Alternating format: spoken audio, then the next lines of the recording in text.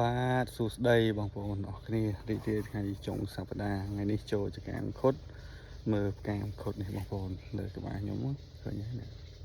ផ្កាមខុដចាប់ដើមរីកចេញជាផ្លែហើយចឹងហើយអាចចន្លោះចូលឆ្នាំខ្មែរទៅដល់បុណ្យចម្រើនជននឹងមានផ្លែមខុដទុំហើយបងប្អូនអតិជនអាចតំណទិញបានបងប្អូនចូលឆ្នាំខ្មែរហើយបុណ្យចម្រើនជនគឺផ្លែមខុដយើងមានហើយពីចំការខ្ញុំផ្ទាល់ស្ថិតក្នុងឃុំតាពាំងរូងស្រុកកោះកុងខេត្តកោះកុង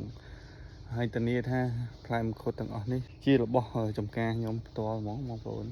អត់មានយករបស់ចំការគេមកលក់ទេហើយមង្ឃុតអស់នេះអាយុកាលមិនក្រោម30ឆ្នាំទេបងប្អូនដើមធំទាំងអស់នេះបងប្អូនអតិជនចាស់ដឹងហើយរសជាតិគឺឆ្ងាញ់ឆ្ងាញ់បងប្អូនហើយថ្ងៃនេះគាត់តែអាប់ដេតជូនបងប្អូនទាំងអស់គ្នាអំពីផ្កាមង្ឃុតយើងរីកចេញជាផ្លែហើយចឹងអីជាសេចក្តីជូនដំណឹងមួយដល់បងប្អូនទាំងអស់គ្នាដែរដែលជាអតិថិជនទាំងថ្មីទាំងចាស់អាចមើលលេងសិនអាចកក់ទុកបាននៅខែ4ខែ5នេះគឺចាប់ដើមមានហើយ